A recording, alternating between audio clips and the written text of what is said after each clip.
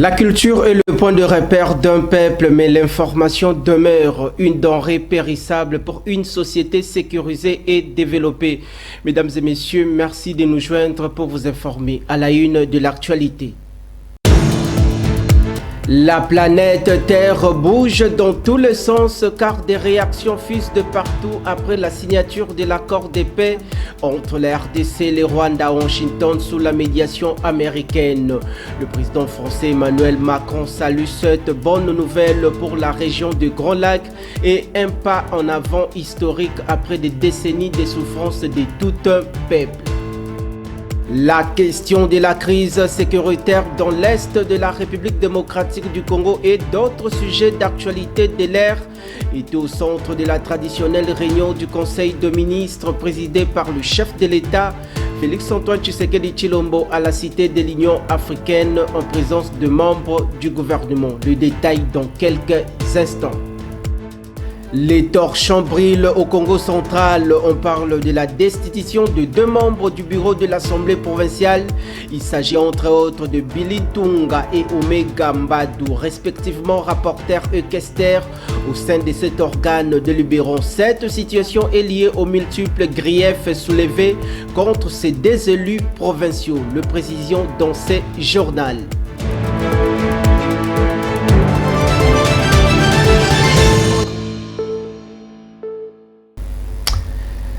Une fois de plus, mesdames et messieurs, merci d'être branchés. Démarrons par cette nouvelle. La République démocratique du Congo est en train d'écrire son histoire sur la scène internationale grâce à la diplomatie agissante imprimée par le chef de l'État Félix-Antoine Tshisekedi Tshilombo. Dans ces contextes, le président de la République française Emmanuel Macron salue la signature de l'accord de paix entre la RDC et le Rwanda à Washington sous les bons offices de l'administration américaine. Ces moments cruciaux et historiques marquent un pas vers le rétablissement d'une paix durable et effective dans l'Est de la RDC pour l'intérêt de la population congolaise. Suivez. Signé à travers leur ministre en charge des Affaires étrangères, la RDC et le Rwanda se sont mis d'accord sur deux volets majeurs, à savoir la sécurité et l'économie. Selon les textes, le nouvel accord prévoit notamment l'intégrité territoriale entre les deux pays, la cessation des hostilités en leurs armées, ainsi que l'engagement mutuel de ne plus soutenir des groupes armés comme le FDLR ou le M23 et l'AFC. Il inclut également la mise en place d'un mécanisme conjoint de coordination sécuritaire fondé sur le concept d'opération adopté à Luanda, la capitale angolaise, en octobre 2024. Sur le volet économique, il entend renforcer la coopération bilatérale autour de projets communs, notamment dans l'hydroélectricité, la gestion de parcs nationaux et la traçabilité de minéraux, s'appuyant sur les cadres régionaux existants dont la CIRGL, COMESA et EAC pour favoriser l'intégration économique et lutter contre les circuits illicites. Dans le même ordre d'idées, l'accord étant signé sous l'encadrement du secrétaire d'État des USA Marco Rubio et sous la modération de Massad Boulos, conseiller spécial du président dans la région de Grand Lac, les deux parties disposent désormais de 30 jours, soit un mois à dater du jour de son entrée en vigueur, pour mettre en place un mécanisme de conjoint de coordination de sécurité. Pour ce faire, elle travaille avec les partenaires régionaux et internationaux pour promouvoir la stabilité, la sécurité et le développement dans la région, tout en reconnaissant l'indépendance de la paix et de la sécurité.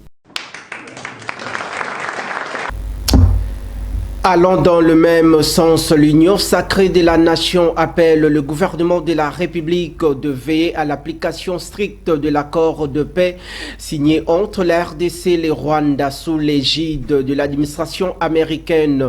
Selon l'esprit de la résolution 2773 de l'ONU, c'était dans une déclaration lue par le professeur André Mbata, secrétaire permanent de cette famille politique du chef de l'État, Félix-Antoine Tshisekedi Tshilombo. Suivez. L'Union sacrée de la nation salue l'implication active du gouvernement des États-Unis d'Amérique sous le leadership du président Donald Trump dans la recherche d'une solution rapide à la crise sécuritaire dans l'est de la République démocratique du Congo et plus particulièrement dans la conclusion de l'accord de Washington RDC-Rwanda. Cet engagement de l'administration actuelle des États-Unis d'Amérique est le signe évident de la volonté du gouvernement et du peuple américain de consolider les relations diplomatiques avec la République démocratique du Congo. Il ouvre les perspectives nouvelles d'un partenariat constructif dans l'intérêt mutuel de nos peuples, déclare le communiqué de cette famille politique du chef de l'État, Félix-Antoine Tshisekedi Tshilombo. En effet, la résolution 2773 condamne directement le Rwanda pour son soutien à l'offensive du M23 dans l'est de la RDC et réclame le retrait immédiat de ses troupes ainsi que la fin de son soutien à cette rébellion. La résolution appelle également les forces négatives du M23 à cesser les hostilités et invite toutes les parties prenantes à conclure un cessez-le-feu. Par ailleurs, cette résolution souffre du manque de moyens de pression sur le parti au conflit, d'où l'appel de l'Union sacrée à la communauté internationale à s'impliquer pour le respect et la mise en œuvre de l'accord signé entre la République démocratique du Congo et le Rwanda. Controverse autour de l'accord de paix entre la République démocratique du Congo et le Rwanda à Washington aux États-Unis d'Amérique sous la médiation américaine. Réagissant sur cette affaire, la coalition Lamuka a relevé le risque et les espoirs. C'était au cours d'une interview exclusive que Prince Epenge, porte-parole de cette plateforme politique, a fixé l'opinion publique. Regardez. La coalition d'opposition Lamuka apprécie à sa juste valeur l'implication, l'engagement du gouvernement américain à aider le Congo à mettre fin à la crise qui déchire ses enfants et son territoire depuis 3 décennies. L'accord des principes tel que signé aux États-Unis dans sa phase préliminaire contient des faiblesses, mais aussi des points forts. Parmi les points forts que nous apprécions, c'est notamment l'obligation faite au Rwanda de retirer du sol congolais son armée. Mais aussi l'obligation faite au Rwanda de reconnaître la souveraineté du Congo acquise depuis 1960 par la lutte acharnée de Patrice Emery Lumumba et ses compagnons. Sans oublier les points qui nous tiennent à cœur, nous de la coalition Lamuka, ADD Congo et le président Martin Fayulu, y compris notre peuple, c'est l'imposition de la fin des hostilités. Pour la coalition Lamuka, les enfants du Nord Kivu, du Sud Kivu et de l'Ituri doivent retrouver la paix immédiatement. La guerre doit cesser sans délai. Poursuivons ce journal télévisé par cette information. Sachez que le chef de l'État Félix-Antoine Tshisekedi Tshilombo a présidé le vendredi 27 juin 2025 la traditionnelle réunion du Conseil de ministres à la Cité de l'Union africaine en présence de membres du gouvernement de l'Union sacrée de la nation. Le président s'est penché sur la question de la crise sécuritaire dans la partie orientale de la République démocratique du Congo, la situation de la nation congolaise secteur par secteur pendant cette période de la crise qui secoue l'Est du pays. Regardez. La communication du président de la République, chef de l'État, a porté sur 2 points principaux, à savoir 1. De la nécessité de renforcer le suivi des actions prioritaires du gouvernement avec plus d'impulsion. Le président de la République a commencé sa communication en revenant sur ce qui a été souligné lors de l'ouverture de la 12e session de la conférence des gouverneurs. Consacrée aux enjeux cruciaux du développement social, il est impératif que les recommandations issues de cette session, ainsi que celles restées sans suite aux sessions précédentes, deviennent le fil conducteur des priorités actuelles. À ce titre, il a réaffirmé que leur mise en œuvre effective doit être au cœur des actions de tous les membres du gouvernement, chacun dans la sphère de ses attributions. Aussi, est-il fondamental que chaque ministre prenne, sans délai, les dispositions pratiques requises à travers les mécanismes institutionnels existants, en veillant à promouvoir une collaboration dynamique et de proximité entre les entités territoriales décentralisées et le gouvernement central. Cette démarche favorisera l'efficacité, la cohésion et la synergie de nos interventions sur le terrain, dans le respect des aspirations profondes de nos concitoyens, en faveur d'un développement durable et inclusif, porté par les valeurs de justice sociale et d'équité dans la redistribution des ressources nationales. Considérant les efforts consentis ces dernières années, le président de la République a appelé le gouvernement à l'urgence de redoubler d'efforts pour la réalisation des actions stratégiques et l'atteinte des résultats escomptés répondant aux attentes légitimes et pressantes de notre peuple. Il convient de définir, à cet effet, une feuille de route claire, assortie d'indicateurs précis d'action, de moyens et des résultats, le tout encadré par des échéances strictement établies. Dans ce même registre consacré à la traditionnelle réunion du Conseil de ministres, intervenant au 2e chapitre de cette importante réunion qui faisait état du point d'information, le vice-premier ministre, ministre en charge de l'Intérieur, Jacquemain Chabani Loko, a présenté les rapports de l'état de l'administration du territoire national retrouvés dans ses comptes rendus de la ministre de la Jeunesse. Suivez. Au 2e point du Conseil des ministres de ce jour, relatif au point d'information. Le vice-premier ministre, ministre de l'Intérieur, Sécurité, décentralisation et affaires coutumières, a présenté au Conseil le rapport sur l'état et l'administration du territoire national. Au cours de la semaine qui s'achève, l'état d'esprit de la population demeure calme et a été marqué par la grande satisfaction de la population de la province de la Chopo, après la tenue de la cérémonie des rituels coutumières et de réconciliation entre les communautés Mbolé et Lengola, qui présage le retour de la paix dans les localités victimes des hostilités ayant duré 3 ans. Des réactions et commentaires en sens divers, consécutifs à la signature du mémorandum d'entente entre chefs d'état-major général de l'armée ougandaise et son homologue congolais, qui prévoit l'élargissement des opérations de mutualisation des forces, notamment dans les territoires de Mambasa, Djougou, Mahagi et Aru, dans la province de l'Ituri, dans l'objectif de traquer tous les groupes armés qui écument la zone. L'attente de la signature de l'accord de paix entre la République démocratique du Congo et le Rwanda, ce 27 juin 2025 à Washington, D.C., en présence du secrétaire d'État américain Marco Rubio. Au sujet de la poursuite de la mise en œuvre de la réforme de la police nationale, il a annoncé la tenue à Kinshasa, du 21 au 24 juillet 2025, de la toute première session du Conseil supérieur de la police, qui sera présidée par le président de la République, chef de l'État. Cet organe consultatif du gouvernement en matière de la police et de sécurité a pour mission d'émettre ses avis sur toute question touchant à la réglementation générale, à la formation et au renforcement des effectifs, à la discipline, à la carrière et à la rémunération du personnel de la police nationale.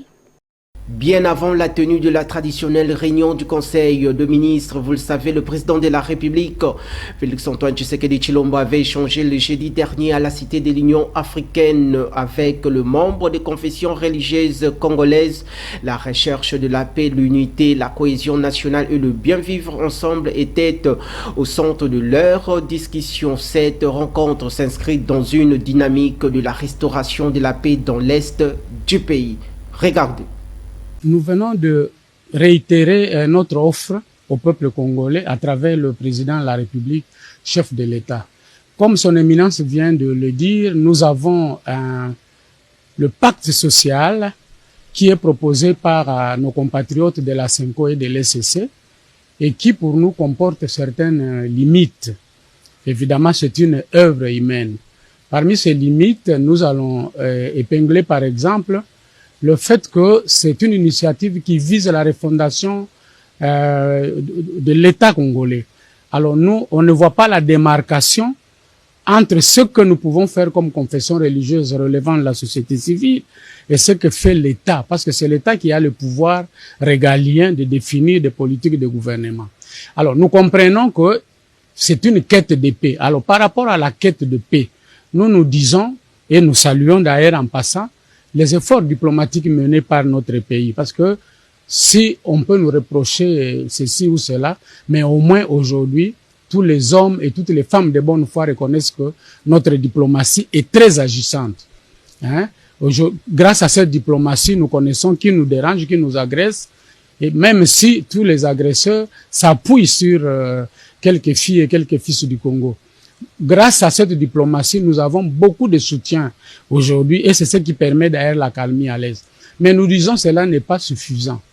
Nous pouvons laisser l'État négocier, mener la diplomatie, mais au niveau interne, qui travaille? C'est là où nous proposons aussi cette action alternative pour essayer de fissurer tout ce qui divise les Congolais.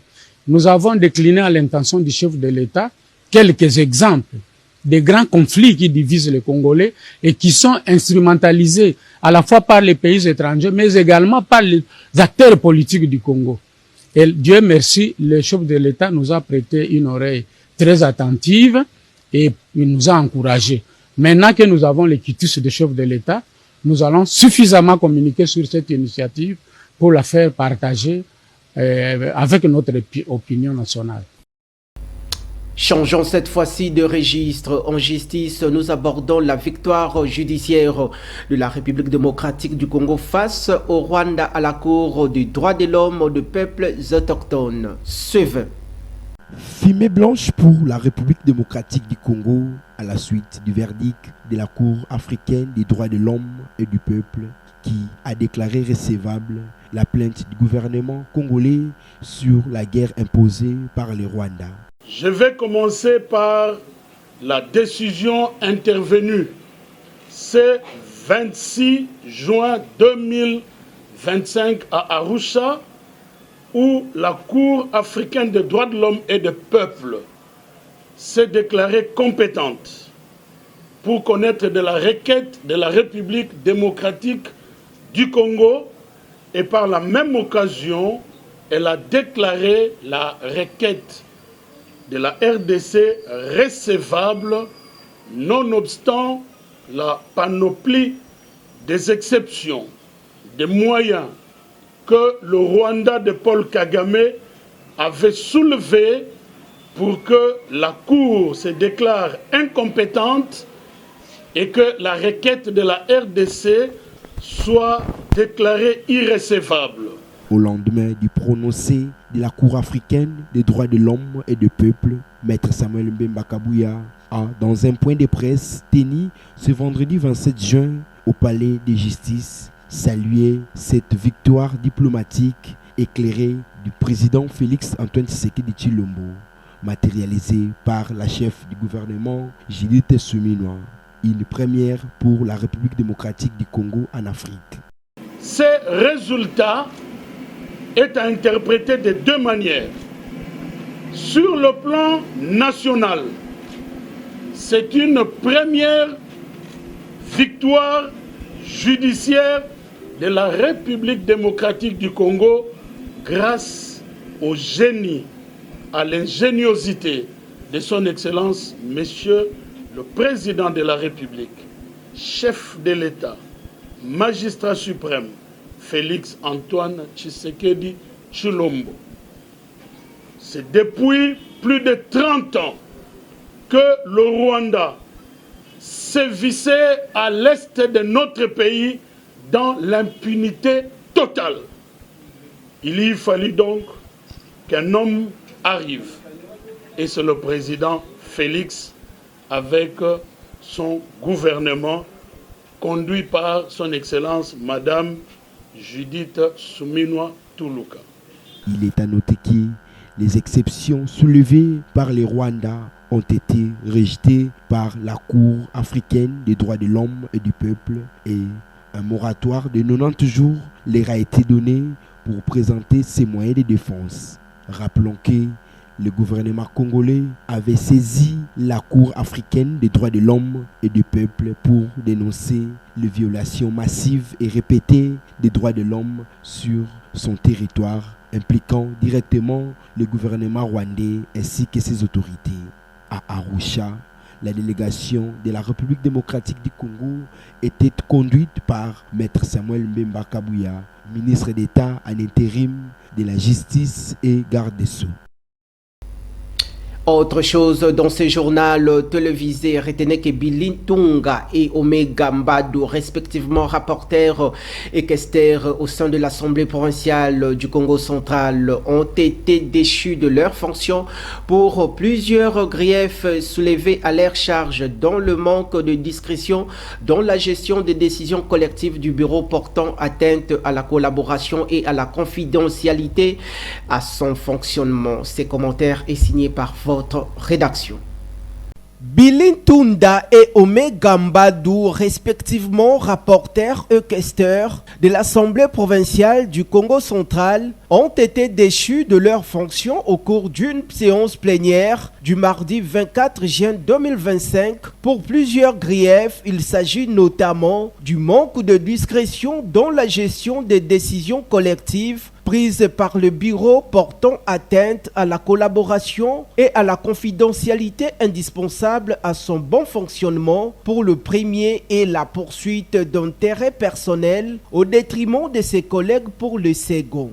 Notons par ailleurs que ces deux visés par une pétition initiée par le député provincial Jean Kimboko Billy Tunda a vu son sort scellé par un vote sanctionné par 23 votants pour, 9 contre et puis un bulletin nul. Il lui est aussi reproché un manque de courtoisie manifeste envers ses pairs, une attitude jugée incompatible avec l'esprit de collaboration et de respect mutuel au sein de l'hémicycle dans cet organe délibérant. Quant au questeur Omega Mbadou, fils de l'ex-gouverneur Jacques Mbadou, le vote pour sa déchéance a recueilli 25 voix favorables sur un total de 33 députés provinciaux présents lors de la séance plénière. Outre le manque de discrétion dans la gestion des décisions collectives qui figure parmi les griefs qui pèsent à sa charge, il est par ailleurs accusé pour défaut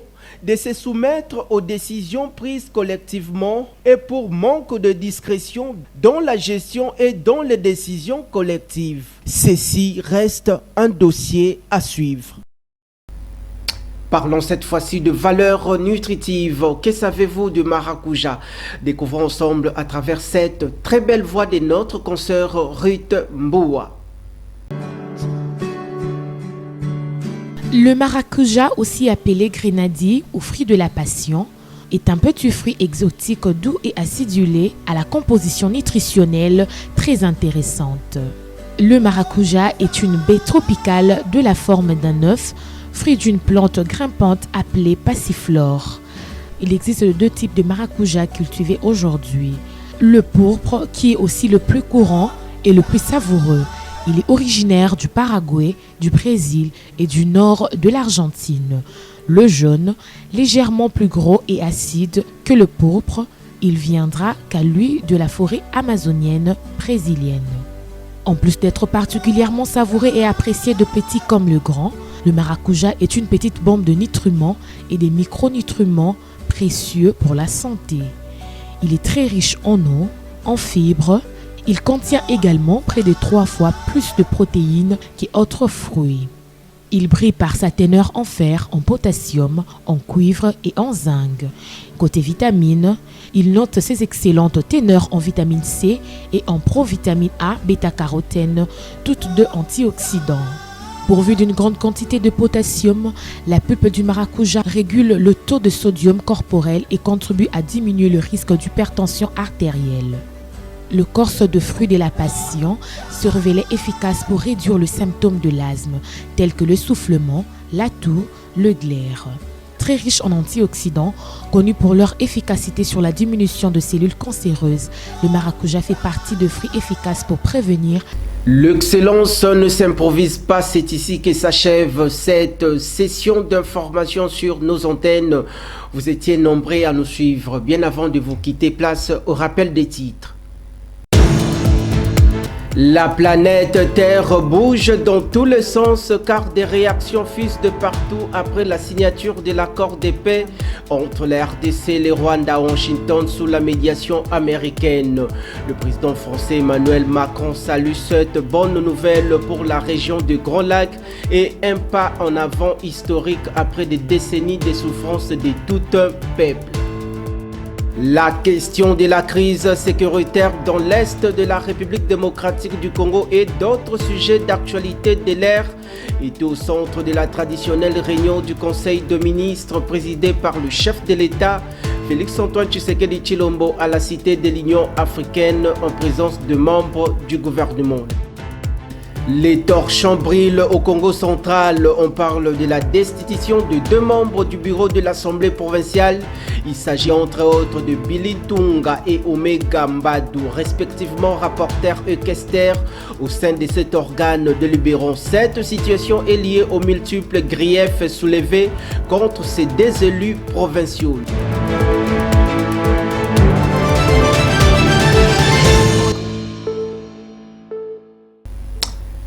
Dans un combat sans relâche, nuit et jour, Kinactu Télévision, votre partenaire d'excellence, reste à l'écoute de l'actualité pour vous informer à temps réel et 24 heures sur 24.